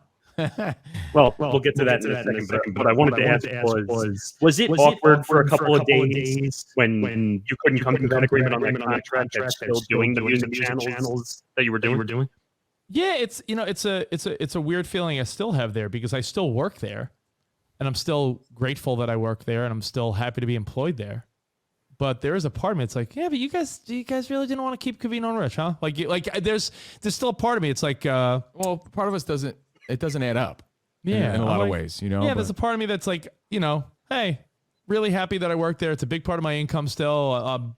Nothing bad to say, but there is that part of me. It's like, really, like you still like all said and done, you still think the best avenue is to employ me, but in this way, not. And so yeah, there's still like a weird feeling. I don't get it, essentially. I mean, Rich and I are still hosting events as Covino and Rich, but we work separately on the music side of things there. So. I mean, it's work, it's work. It's still fun. We're still happy to be a part of it, but it's definitely like a weird sort of feeling about it. I'm trying to see if I can put the words the right way. Would you trade the music stuff to keep Covino and Rich serious? That's a great question. Ooh. Another great question. I mean, it depends on if you told me permanently for a long time, yes. But like if you told me like go back to Sirius XM now, and this could all happen again in 2 years, I don't know. I've got a taste of like I got a different way to answer that. If you would have asked me that question then, right? Let's say 2 years ago, 3 years ago, I would have said yes. Right? Because just doing the music stuff was just a part of our deal. But my focus really, as much as I like the music, was on Covino and Rich. Mm-hmm. Now, fast forward, I realized how important it was to have that music affiliation and have that sort of separate skill set and passion, because it gave us a multiple stream of income that we wouldn't have had. Yeah. But if you tell me go back to Sirius XM doing just Covino and Rich, drop the music stuff, and it's like a long-term contract. You're dropping a side of you that's deemed important, though. You know what I mean? Yeah, like, but you got to create a value. But he's saying if there was a contract, if it was like a 10-year deal or something, something that gave you some like longevity. Okay, if it gave me longevity, then yeah. Financial security. Yeah, if it was like go back and it's a 2-year deal, no, I would not want to in 2 years from now reassess all the shit. All right, okay, fair. Yeah, I agree with that. No, that makes sense. I wanted to bring up Rogan because in this media space, do you guys worry that if you said one thing like he did, that things can be controversial and end up not having your podcast anymore? I think it's dangerous territory. Yeah, it's dangerous territory. I think back to the stuff we said, like when we were on Maxim and back in the day, and like, I know for a fact we've never said the N-word. It's not our character, so you could cross that off. But there's a lot of things that could be used against us. There was like the most you could find on Covino and I is like probably saying stuff that came across as like sexist back then, because it was the 2000. We were talking about like, getting chicks and dating and hooking up, and we'd have girls on the show, and we were instructed by bosses to be like, hey, ask have models on and ask them like sexual questions. So these are also questions they were probably asked in the magazines and things like that. Yeah, so I mean, like when you victims of the culture. Yeah, it's back then. Look at it like this. If you watched How I Met Your Mother, which is my favorite sitcom, Barney Stinson was the funniest character for a decade on television. Now they joke about how on How I Met Your Father, they want to have him do a cameo, but would he work in 2022? Or is everything Barney Stinson do, would it be considered like that's sexist, that's inappropriate, that's this? So like Covino and I asking some, model like, hey, what's your favorite sex position? Yeah, looking back, that's creepy. But in 2005, that was what we were told by our bosses, like, hey, ask these girls salacious questions. So I think the most you'll get is that. And back in the 2000s, everyone inappropriately used the word gay, right? This is gay, that's gay, this gay. Right, but that's, I mean, culturally, people realize that we were all wrong for doing that, but you could get every single person. Here's the problem. The problem would have been when people continue to make those mistakes, right? That's the problem. So with Joe Rogan, if he continued to do those things, then now you got a story and now you got a problem. We all as a culture, not just radio shows, as a culture, we had to adjust and evolve, right? For the greater good. Yeah. Which is what we did. If anyone held to their past in that way, it doesn't really make a lot of sense. Yeah. If you're unwilling to adjust now, then that's a problem. Then you should be canceled. But if you're a comedian that told some jokes and you're sorry and you're like, yeah, I was inappropriate, but looking back, it was stupid. Like, yeah, if you take accountability. But then again, on the flip side too, Rich and I have a theory that we've always lived by, and that's would you do it, right? Would you do it? And we ask yourself, well, if you wouldn't do it, why would you defend it? And he did cross some lines that we wouldn't have done. Great example, Nick. Joe Rogan. He did that again. Remember, publicly on a broadcast. I would never and have never randomly been using the N-word. So I look at Joe Rogan and I say, would I have done that? No. So yeah, he's got to take some accountability. Then I look which he did. Then I look at the dude that was supposed to host Jeopardy and they took it away from him and was like, yo, he just made some some poorly timed like dick jokes in the 2000s. I'm like, yeah, I did that too. So like, I'm like, I guess I'll never host Jeopardy. So I mean, that's how you got to look at it. But like, you got to really take a look at all those things, right? I mean, like the problem is holding people accountable to today's standard when we're going back 20 years. Yeah. That's the problem. And I don't think anyone is 100% innocent of that shit. Course, yeah. It's about making the changes along the way, which Rich and I have done. I think you're talking about Ken Jennings, right? No.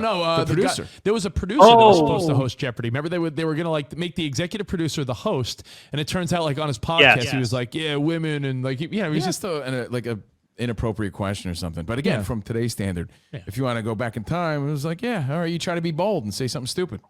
Oh, right. And also he's talking about Price is Right. Some of those weird moments that came out also. Oh, yeah. There's always going to be weird moments. Like I said, just like it's sitcoms, they've done analysis of like the show Friends and how like Joey's homophobic. This person's this person's that. And it's like, yeah, like for that time, it's different, I guess, right?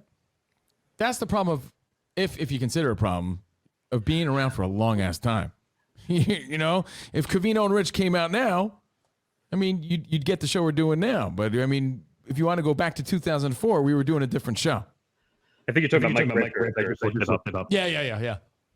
But it's just weird how when you want to go for a radio gig or a TV gig, now you're judged like everything you said from 15, 20 years ago. People won't judge you for today. What do you think about just being judged today as opposed to years ago?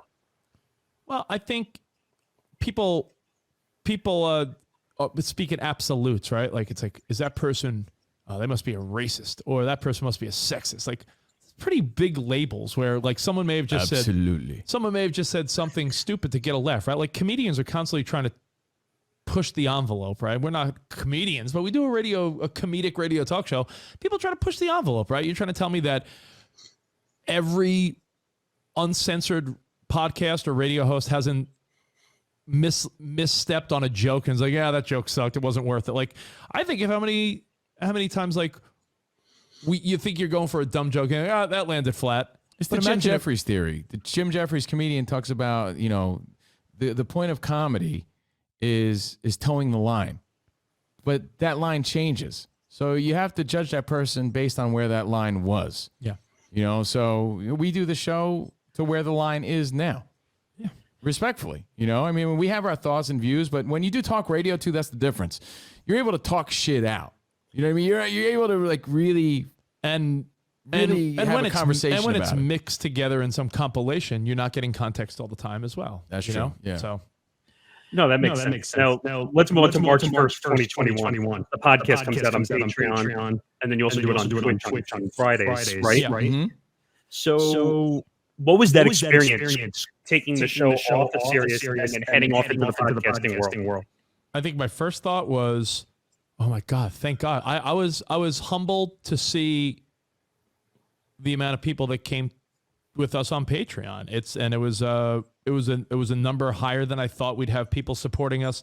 And when we started doing just the initial math in our head, like, all right, $5 or $10 a month. We survive. We didn't know. And they were like, all right, well, that plus that. Yeah. Okay. Like it became realistic because truthfully, you always speculate that even when you have an employer, you're like, well, if this goes south, like what are the backup plans? And that was always one of those like, well, how many people would you need to, you know, and I was humbled to see that, oh, wow, we could keep this going on our own. And the bad part about that, though, is every month you feel like you get a report card, Nick, right? Like because it's a monthly subscription, every month you check your numbers. You're like, do we go up or down this month? Do we stay flat? And you feel like... Which, by the way, was always the case because we were on a subscriber-based platform in Sirius. We just never saw those numbers. But now when you're your own boss, you're your own customer service, too. Yeah, and when someone's like, yeah, Patreon sucks, I can't figure it out, you have to help them figure it out or they're gone. Right. So it's like you become, you know, our producer Spot will complain the most about this, but yeah, you become also a customer service agent. And when someone's a jerk, where you formally would be like, yeah, fucking beat it. You almost have to be like, respectfully beat it, but here, let me help you. You know, like. There's also a sense of they're now paying for you. If someone was paying for Sirius XM, yeah, they got you, they liked you, but they had other options too throughout the day. Now someone's paying just for you. So there's an expectation that a subscriber has that you better meet, and you gotta, you gotta just honestly respect that and appreciate that. But to answer your question, there was a feeling of, let's just think positive about this. We got to be positive. Remember that mindset we had when we started Maxim Radio, where failure wasn't an option? Yeah, let's have that again. You know, let's try to have that again, even though we have no idea. It's like when Rich and I would host, we did road trips for years, like Covino Rich road trips, and we would show up, you know, in Albuquerque, New Mexico, not knowing at all how many people would show up, and then we'd be excited to see, wow, we packed the whole place. Yeah. That's kind of how it felt. It's like, all right, we're going to do this on our own Patreon. Let's see who shows up. We really had no idea.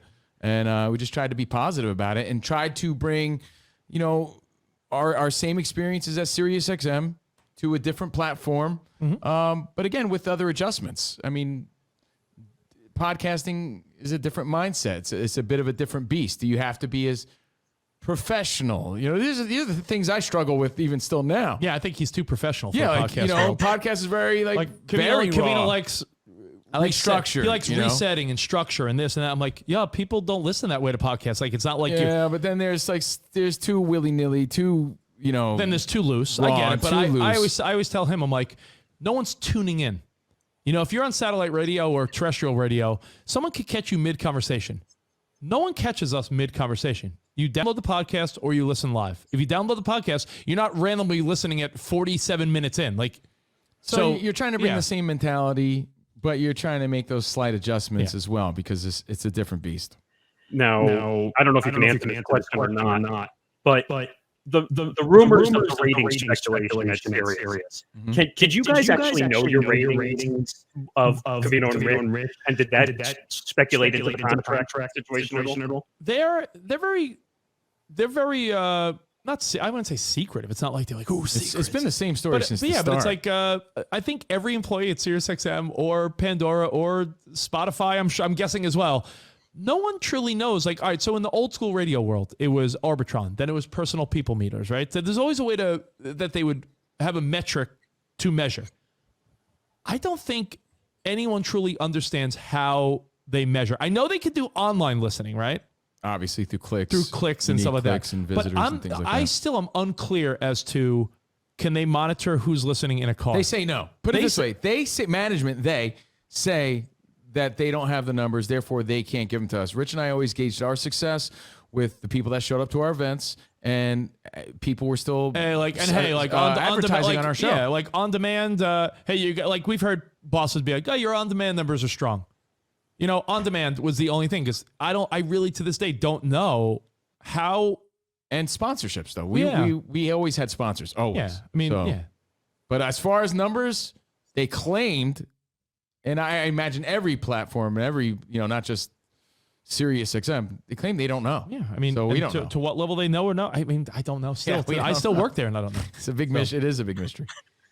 The final question I'll ask is, I asked some other people in the past. If you had to go back to your former selves as kids, yeah, what would you tell your younger self your success? Ooh, I would say, don't stress so much, right? I would say don't worry so much. Early on in my career, when I was at Z100, I used to worry on the regular about, like, what am I going to do if I get fired? Like, I had the fear of, like, what, you know, I was a young kid making pretty good money at Z100 for a 20-something-year-old. I remember thinking, like, well, what's going to happen to my life if this goes bad? And I spent way too much time worrying about that. And I feel like every step of my life, I try to convince myself, these are not the things you're going to worry about. You're not going to be an old guy being like, oh, I'm glad I worried about that. Like, I try to not stress about things more than ever before. I stress about everything. Yeah, like I try not I'm great at it. I try not to do that. And the other thing I would tell myself early on is embrace new ideas and technologies, because social media, TikTok, Vine, Facebook when it first came out, MySpace even back in the day, like we're always quick to want to be like, oh, let me see how this pans out. I don't know if it's cool. I don't know. You know, like, we were also instructed that it could be a conflict of interest. Yeah, but that was like 15 years ago. I'm talking now, even like TikTok. Like TikTok, you know, Covino's first instinct was, that was Musically. My daughter liked that shit. It's for kids. So we didn't get on it. Now it's like, I mean, I'm also a 45-year-old guy. I'm not going to do dance moves on TikTok. You don't have to do dance moves. There's different things to do on social. I can appreciate it. No, I enjoy it a lot. TikTok isn't about dance moves. I'm on it all the time. There's people do stock advice. People do radio clips. People do things. But I'm saying, I would tell myself to Be open to it. Be way more open and convince Covino to be way more open to it. No, then Rich wants to convince me to be like him. I'm never going to be like him, right? So I can appreciate those mediums, but there's some things that are great for him, some things that are better for me. I think that's the number one thing that's held us back in our career. Speak for yourself. Like I said, like you have different interests. You should do them. You don't think a bigger social media presence would have helped us? It would have totally helped us, but no one's stopping you, is my point. No one's stopping you. All right. I'm just saying that if you think that you've tackled social media and really embraced Never it. said that. Okay. I don't think that's my best format. You know what my best medium is, Nick? What we're doing right now. I'm a great radio host. I'm not a great 30-second TikTok guy. Wow. That's not my strength. My strength is to bring the fucking fire every day on a podcast platform, which is what I do. You bring the fire, then. I bring the fire, the Latino heat. See, when you say stuff like that, you ruin it. The Latino heat. Who's telling? First of all, I'm joking.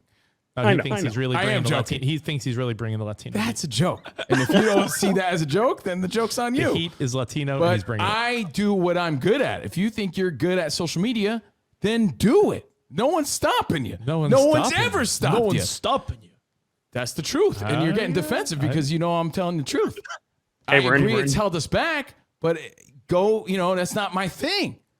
You know what else probably held me back? Like not doing comedy. It's not my thing. You know what my thing is? What I'm doing. I'm doing what I'm good at. We just have to hope it keeps going. Right. So, and make adjustments. If we could be better on social media, I agree.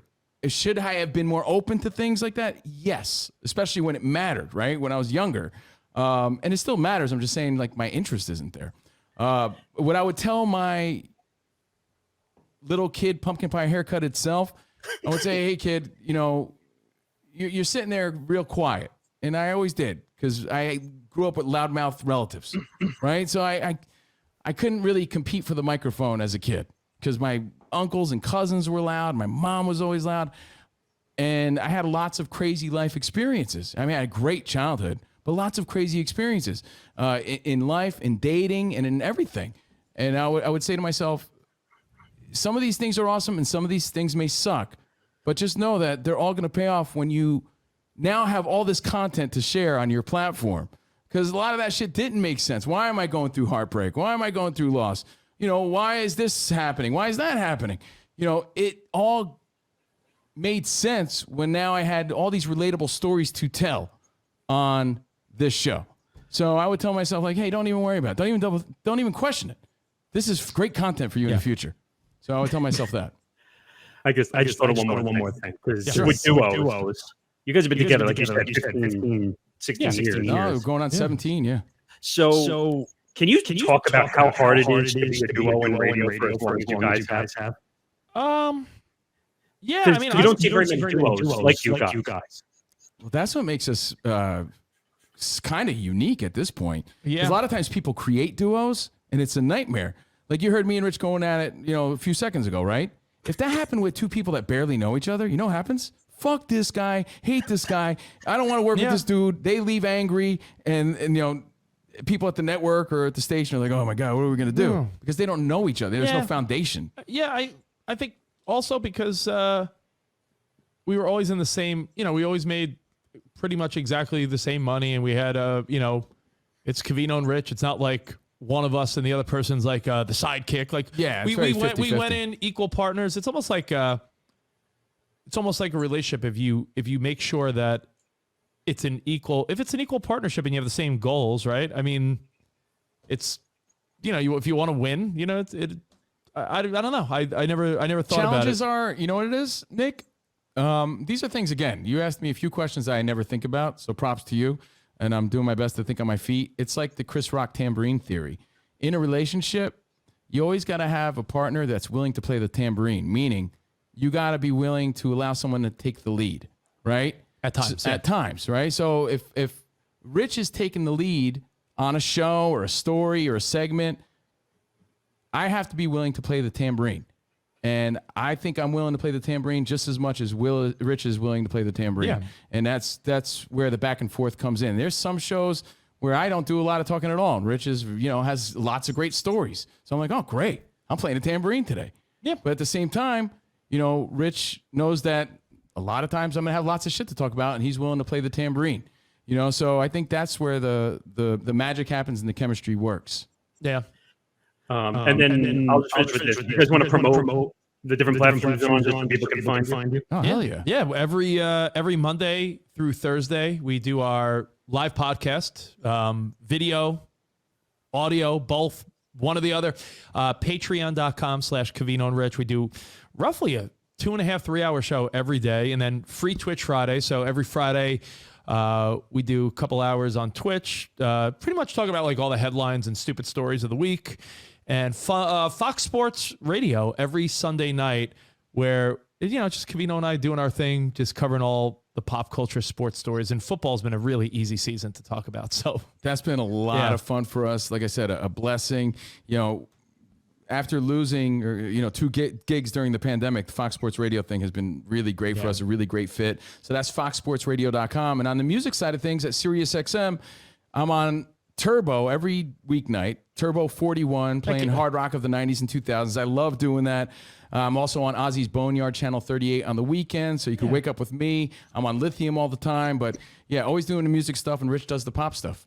Yeah, I was going to say, the only... Focus on Covino Rich in the podcast, because truthfully, talking about Turbo or Pop 2K does us know we already get paid for that. Yeah. Hey, Patreon.com/Covino and Rich. Yeah. Guys, this has been fun. Nice to meet you guys and get to know who you guys were. This was fun. Nice meeting you too, Nick. And thanks, man. We appreciate your time too. Welcome back to episode 17 of Beyond the Bench. Boy, I told you were going to laugh, right? And the laugh we did. So really, thank you to Covino and Rich for spending some time on the show, and hope to have you back. We hope to have you back soon. Hey, that interview was so long, it kind of made you a little loopy, didn't it? Yeah, it messed up my diction. Why don't we go look at more Adidas tweets while we're at it? Yeah, so that'll do it for us here on Beyond the Bench. So make sure that you like and subscribe to this YouTube page to make sure that you have all the updates you need for all the shows that are coming. Make sure you follow us on Twitter, me at Nick Writes Words, him at Morgasen Radio. Follow us at ETB Network, which is the network page, and you follow us on Facebook at Beyond the Bench 1. And stay tuned, because we've got a bunch more shenanigans coming.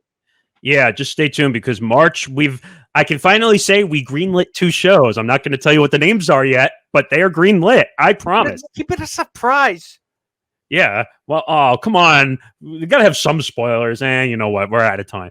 So for Nick Fodera, I'm Nick Morgasen. We'll see you next week for episode 18. Good night, everybody. Good night, everybody. See you back on the bench.